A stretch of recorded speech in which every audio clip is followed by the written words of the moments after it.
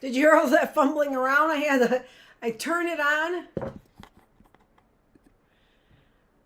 I turned it on and then I couldn't find the book. So, and then I had the volume on and all that fumbling around was me. That was me looking for the book. But I have it. And we are starting a new story. So I like reading, middle school stories and, and then, reading the story all along. But I didn't grab it and I'm going to go grab it over there. But I also really appreciate getting to know a little bit more. And in fact, I got to get a book I really want to read to everybody. The Pearl by John Steinbeck. I want to know a little bit more about him, though. Weird writing, kind of, but really, really good books. The other one, The Grapes of Wrath. Really good story. Anyway, but a very long story, so we wouldn't read it here. But I'm going to come back in just a sec, right around the corner here.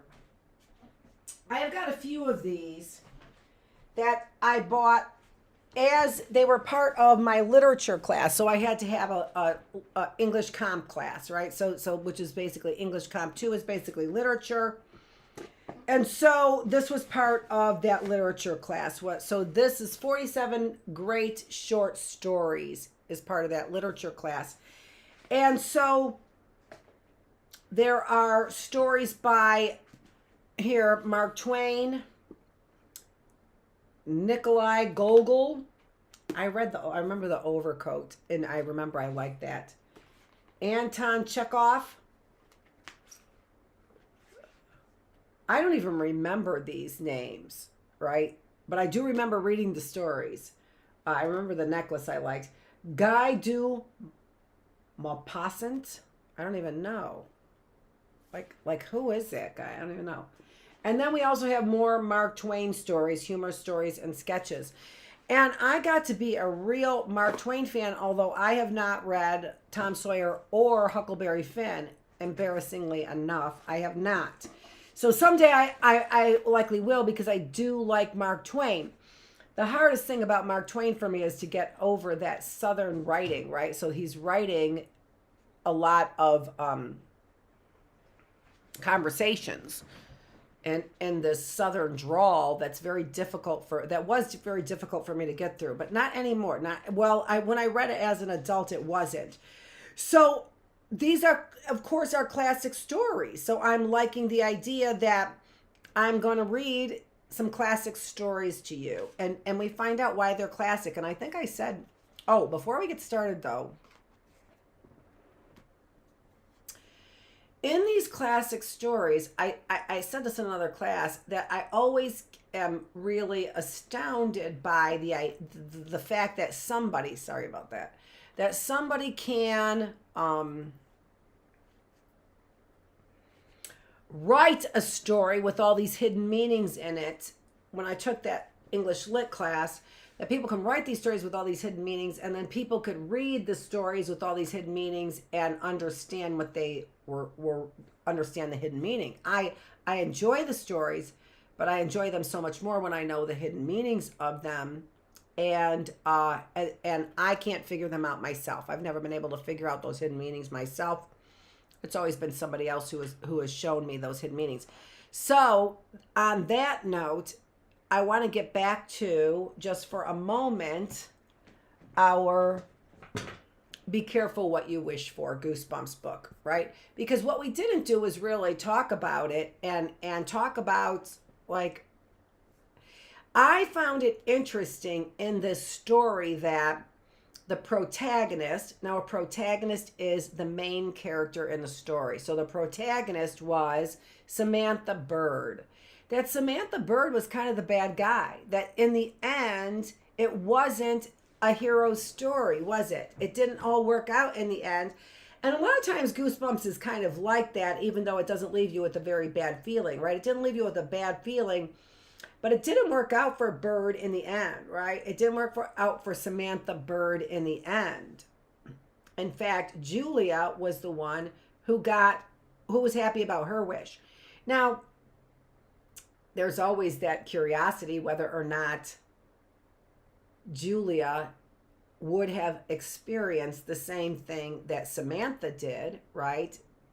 That she would have been unhappy with her wishes and she could have gone down the same path. That would be my guess, right? Because when you change the way that things are supposed to be, it's not going to be a good outcome. But I was so bothered by the fact that Bird, and I'm calling her Bird, couldn't recognize her mistake.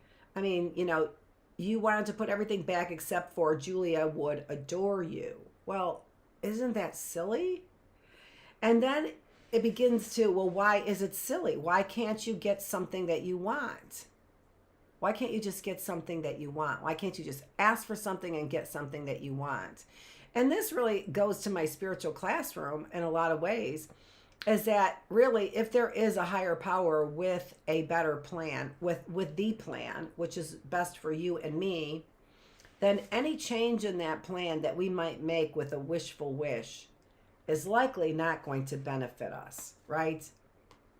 Was Bird happy being a bird? Well, that's the way Goosebumps kind of leaves you feeling, doesn't it? She was okay being a bird. But of course, I felt sorry for her parents and her brother. What about her parents and her brother? Seemed like her brother liked her. But it also seemed like Samantha was never happy with anything, right? She wasn't happy with anything. So maybe that was her lesson, right? Be careful what you wish for, Samantha. You were never happy with anything. The gift of the Magi. Oh, $1.87. That was all. And 60 cents of it was in pennies. Pennies saved 1 and 2 at a time by bulldozing the grocer and the vegetable man and the butcher until one's cheeks burned with the silent imputation of parsimony that such close dealing implied. Parsimony is easy. Imputation, a silent imputation of parsimony. So my guess is really had to squander those. Well, not squander, that would be the opposite. You had to really be on top in order to get them. 3 times Della counted it, $1.87. And the next day would be Christmas. There was clearly nothing to do but flop down on the shabby little couch and howl. So Della did it, which instigates the moral reflection that life is made up of sobs, sniffles, and smiles, with sniffles predominating. While the mistress of the home is gradually subsiding from the first stage of the second, from the first stage to the second, that is from sobs to sniffles. Take a look at the home, a furnished flat at $8 per week. It did not exactly beggar description, but it certainly had that word on the lookout for the, oh my gosh, what is that word? Mendicancy squad. Mendicancy squad. I don't know what that word is. I didn't read this ahead of time. Sorry if I'm stumbling through it. In the vestibule below was a letter box into which no letter would go, and an electric button from which no mortal finger could coax a ring. Also appearing thereunto was a card bearing the name Mr. James Dillingham Young. The Dillingham had been flung to the breeze during a former period of prosperity when its possessor was being paid $30 per week. Now, when the income has shrunk to $20, the letter of Dillingham looked blurred, as though they were thinking seriously of contracting to a modest and unassuming D. But whenever Mr. James Dillingham Young came home and reached his flat above, he was called Jim and greatly hugged by Mrs. James Dillingham Young, already introduced to you as Della, which is all very good. Della finished her cry and attended to her cheeks with a powder rag. She like a tissue, right? She stood by the window and looked out dully at the gray cat walking a gray fence in a gray backyard. Tomorrow would be Christmas Day, and she had only $1.87 with which to buy Jim a present. She had been saving every penny she could for months, with this result. $20 a week doesn't go far. Expenses had been greater than she had calculated. They always are. Only $1.87 to buy a present for Jim. Her Jim. Many a happy hour she had spent planning for something nice for him, something fine and rare and sterling, something just a little bit nearer to being worthy of the honor of being owned by Jim. There was a pure, what do you think about that? A wife being owned by her husband. And she loved it. There was a pier glass between the window of the room. Perhaps you have seen a pier glass in an $8 flat. A very thin and very agile person may, by observing his reflection in a rapid sequence of longitudinal strips, obtain a fairly accurate conception of his looks. Della, being slender, had mastered the art. Going past some glass windows and seeing how you look is what they're saying. Suddenly, she whirled from the window and stood before the glass. Her eyes were shining brilliantly, but her face had lost its color within 20 seconds. Rapidly, she pulled down her hair and let it fall to its full length. Now, there were two possessions of James Dillingham Young in which they both took a mighty pride. One was Jim's gold watch that had been his father's and his grandfather's. The other was Della's hair. Had the Queen of Sheba lived in the flat across the air shaft, Della would have let her hair hang out the window someday to dry, just to depreciate Her Majesty's jewels and gifts. So if Della had hung her hair out the window, it would have depreciated or made the jewels of the Queen of Sheba worth less. Had King Solomon been the janitor with all his treasure piled up in the basement, Jim would have pulled out his watch every time he passed just to see him pluck at his beard from envy, right? So Solomon would have looked at Jim's watch with envy. And the Queen of Sheba would have looked at Della's hair as if it were worth more than her jewels. So now Della's beautiful hair fell about her, rippling and shining like a cascade of brown waters. It reached below her knee and made itself almost a garment for her. And then she did it up again, nervously and quickly.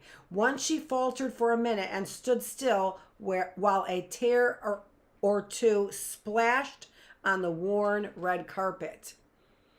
I think that was a piece of hair fell. On went her old brown jacket. On went her old brown hat. With a whirl of skirts and with the brilliant sparkle still in her eye, she fluttered out the door and down the stairs to the street. Where she stopped, the sign read,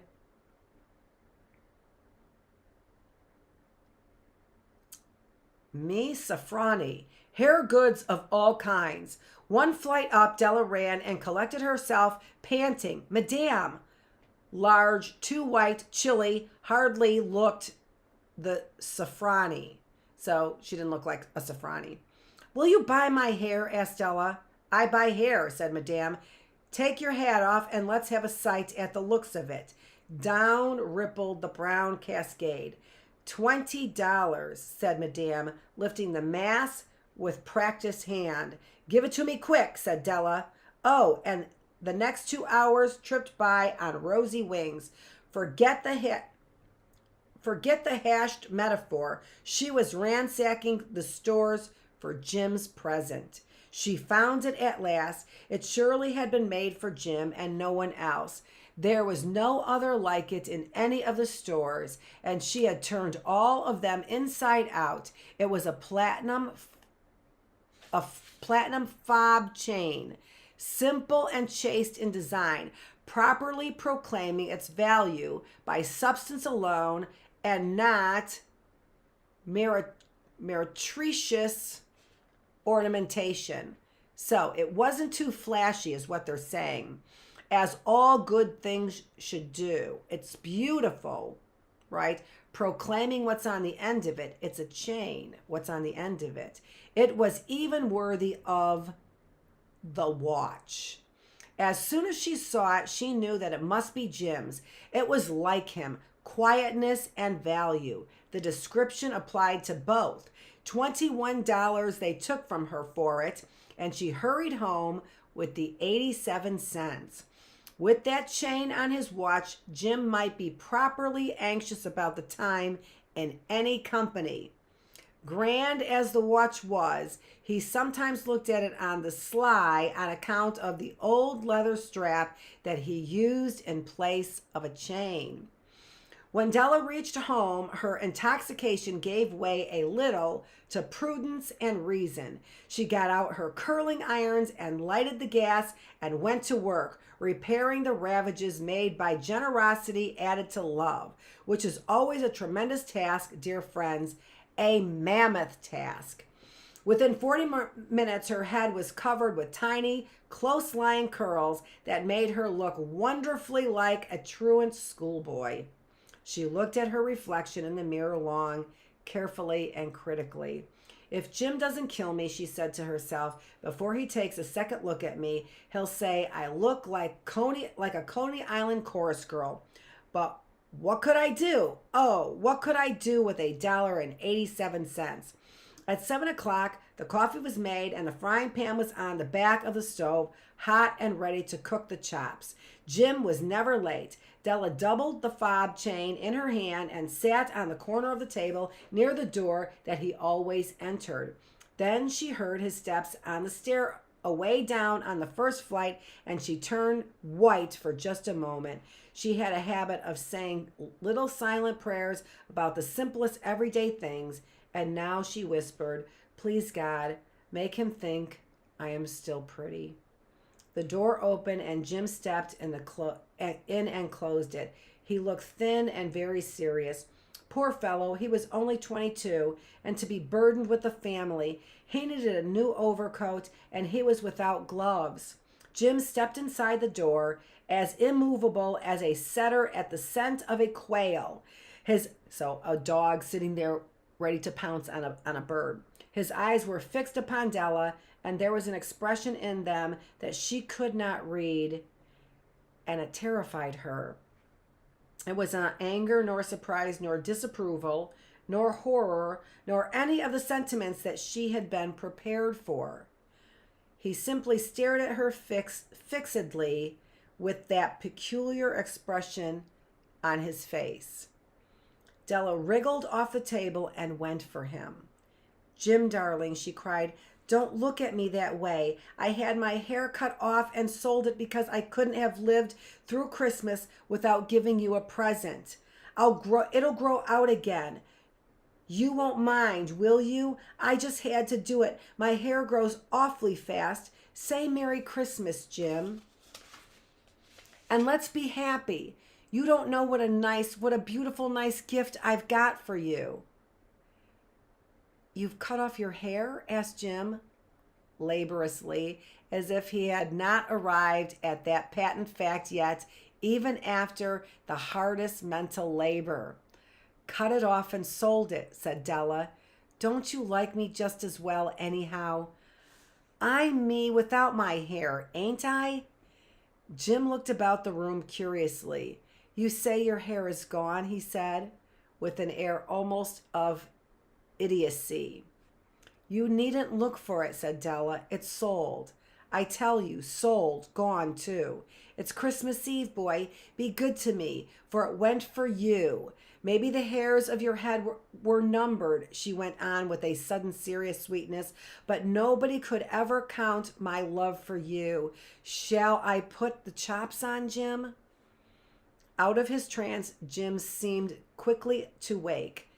He enfolded his Della. For 10 seconds, let us regard with discreet scrutiny some inconsequential object in the other direction. $8 a week or $1 million a year, what is the difference? A mathematician or a wit would give you the wrong answer. The Magi brought valuable gifts, but that was not among them. This dark assertion will be illuminated later on. All right, so we don't know what he's talking about. $8 a week or $1 million. What's the difference? A mathematician or a wit would give you the wrong answer. The Magi brought valuable gifts, but that was not among them.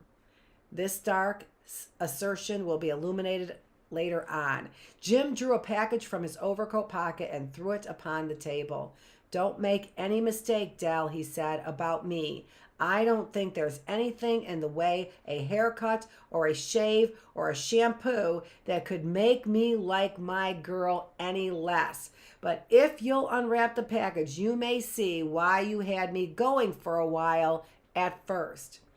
White fingers and nimble tore at the string and paper, and then an ecstatic scream of joy, and then, alas, a quick feminine change to hysterical tears and wails, necessitating the immediate employment of all the comforting powers of the Lord of the Flat.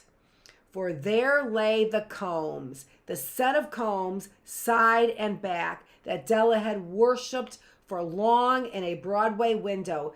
Beautiful combs, pure tortoiseshell, with jeweled rims, just the shade to wear in the beautiful vanished hair.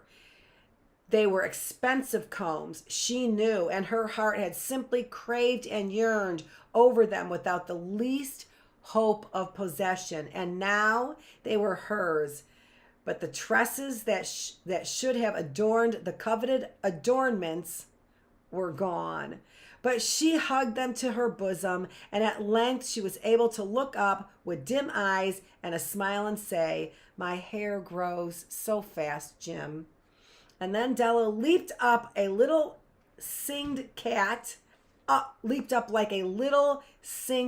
and cried, "Oh, oh!" Jim had not yet seen his beautiful present. She held it out to him eagerly upon her open palm. The dull, precious metal seemed to flash with the reflection of her bright eyes and ardent spirit.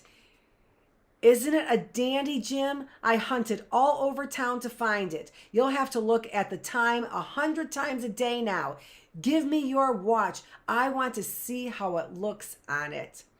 Instead of obeying, Jim tumbled down on the couch and put his hands under the back of his head and smiled. "Dell," said he, "let's put our Christmas presents away and keep them a while. They're too nice to use just at present. I sold the watch to get the money to buy your combs. And now suppose you put the chops on." The Magi, as you know, were wise men, wonderfully wise men, who brought gifts to the babe in the manger. They invented the art of giving Christmas presents. Being wise, their gifts were no doubt wise ones, possibly bearing the privilege of exchange in case of duplication. And here I have lamely related to you the uneventful chronicle of two foolish children in a flat who most unwisely sacrificed for each other the greatest treasures of their house. But in a last word to the wise of these days, let it be said that of all who give gifts, these two were the wisest. Of all who give and receive gifts, such as they are wisest. Everywhere they are wisest, they are the Magi.